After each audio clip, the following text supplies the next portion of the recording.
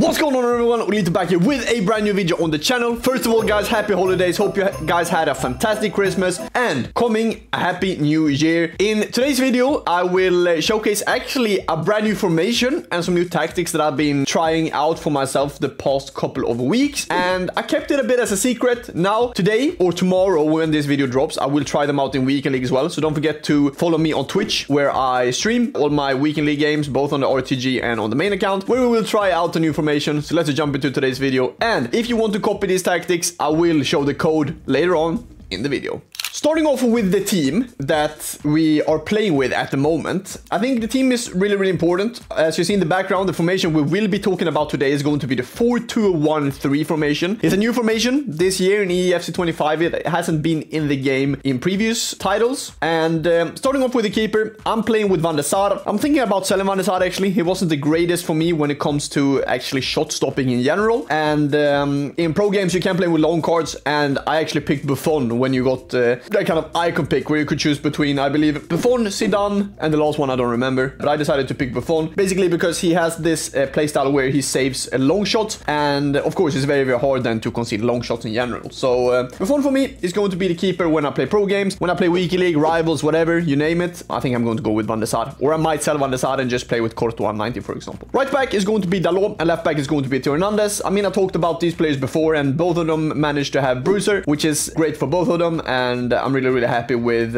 both Dalot and Theo, especially Theo. I think his gold card is just as good as the Inform. I played with the Inform previous and I didn't really feel any difference. Starting off with the center back now, we have Erling Haaland, 90 pace, 88 defending, 94 physique, with block and bruiser. He is the best center back that I played with in this year's game, hands down. He is unbelievable. Manages to have block, bruiser, anticipate, rapid, press proven, acrobatic, which doesn't make any sense, and then power header. Unfortunately missing that aerial, but Haaland, what a player. And then next to him is going to be Konate, 89. He will be upgraded to a 91, mainly because Liverpool is doing so well in the league. And as you see here by, I think it's at profile, it says all winter champion players are eligible for upgrades based on the form of the club in the domestic league. Liverpool finishes at the top of the domestic league table, but at January the 3rd, he gets 2 overall plus 1 playstyle, which means that he will get a playstyle because Liverpool are on top of the league. CMs is going to be super important in this formation. We start off with the best midfielder on the game at the moment. Is going to be the 91 Frankie de Jong. Managed to buy him for, I believe, almost 2 million coins. He is hands down the best midfielder that I played with this year. His stats, I mean, he's in the Hullet gang. He has 99 passing, as you see there on the stats, 99 in everything, but also manages to have incisive pass, which is a really good playstyle in this year's game, and also tiki-taka, which we love, of course. I've been explaining about it earlier. He has the best passing playstyles. Whipped pass for the midfielder doesn't really matter, so he has all of these. He has finesse shot, he has intercept, which is a great playstyle as well. Technical, press proven, and then Trevela on him makes him an absolute beast in that midfield. Partnering up with Douglas Luiz from Juventus, my team that I play for. Manages to have dead ball, ping pass incisive, intercept, anticipate, technical, flair, and press proven. And that ping pass is super nice when you want to go a bit quickly forward or a bit more forward quickly. Basically because it gets more power into that R1 pass and you can just turn basically your defense into an attack very quickly. And this formation is really good in terms of counter attacks. So that's why Douglas Luiz is good there. Then we have the best Evo on the game in my opinion at the moment. It's Xavi Simons. You can complete him for 250,000 coins. He makes his gold card from 83 to a 91 ready card with finesse shot plus, incisive tiki-taka, press proven in gold, first touch, flair, technical, and then Trivela on him. Makes him the perfect cam in this formation. I know a lot of you guys like Zidane here, and I know there are a lot of pros that play him there as well. The thing that I'm thinking about doing is actually selling R9 and buying that 94 Mbappé, so I can get another icon into the team, and that would probably be like a Maldini instead of Konate then, but we'll see what happens. R9 we don't really need to talk about. Graham Hansen, absolutely love her. Manages to have finesse shot in white, long ball in gold, which is really good. Trickster plus in gold, which means that she can perform every skill move on the game. First touch, flair, technical, quick step, and Trevela on her makes her one of the best wingers in this year's game, and I'm in love. I'm in love with Graham Hansen on that winger. She is simply amazing. And then for the other winger, we have one of the most worth SBCs of the year in my opinion. I had so much fodder, so I completed Vini for around 30 to 40,000 coins, and he is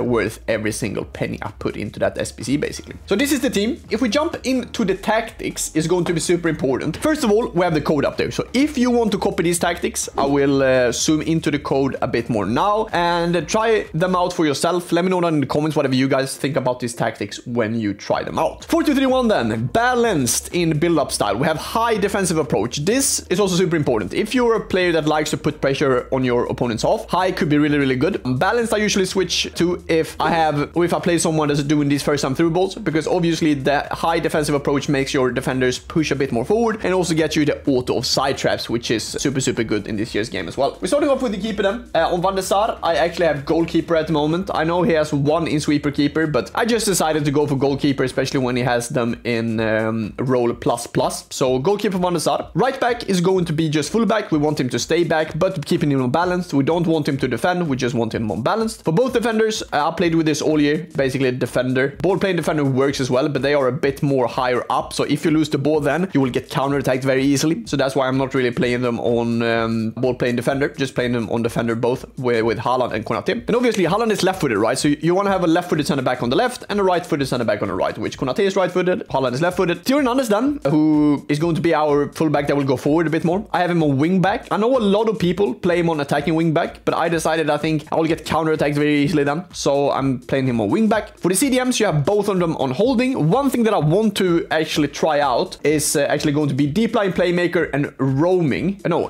build up, basically to help out the build up a bit more. And in general, this is very, very offensive. So I would advise you guys, if you try it out, to have one on deep line playmaker and build up and one on holding. But at the moment, I have both on holding and I feel like it's working very, very good, especially in defense. The both CDMs are sitting way more deep than usually CMs do in a 4-4-2, for example. Camden, just a playmaker, makes most sense to be honest, I think. Classic 10, I haven't really tried out, but playmaker for me is working really, really well with that Xavi Simons in there. For the strikers then, we have inside forward, which is very, very common on wingers this year, but our focus is not going to be attack, or balanced, which I think most of you guys are actually looking at. It's going to be on roaming, and it explains it as when set to roaming, the inside forward is allowed to freely explore and exploit any defensive gaps they can find. And I feel like roaming with the wingers, because we have Hansen on roaming as well and inside forward, I feel like they are making these AI runs way better than if they were on inside forward and balance, for example. So I would advise you guys to try out roaming. For me, it's been working really, really well, and I feel like they're actually moving into space, which is very, very helpful, because the AI going forward this year, the offensive AI is really, really bad. So you want as much help as you can from the AI as possible, of course. And then as a striker, it's going to be R9, advanced forward attack. Of course, you can have support or complete. Support, I think, is a bit more defensive. He will be a bit more deeper down. And in this 4-2-1-3, I think it's super, super important to have someone that stays up there, that can take the ball, shield it, wait for the team to come forward, and then try to, you know, combine. But I definitely think attack is the way to go here. And complete, of course, moves a bit more to the sides, but I think you want that kind of main striker to be in that kind of pivot role, staying inside the middle of the pitch. So this is basically my tactics and instructions for the 4-2-1-3. Let me know what you guys think about this formation. In another video, I will actually try to explain how you play with the 4-2-1-3 formation. So if you want to see that, let me know down in the comments. I'll see you guys soon. And once again, happy holidays. I hope you and your family had a fantastic time over Christmas, and soon to come, a happy new year. See you guys soon. Take care. Bye-bye.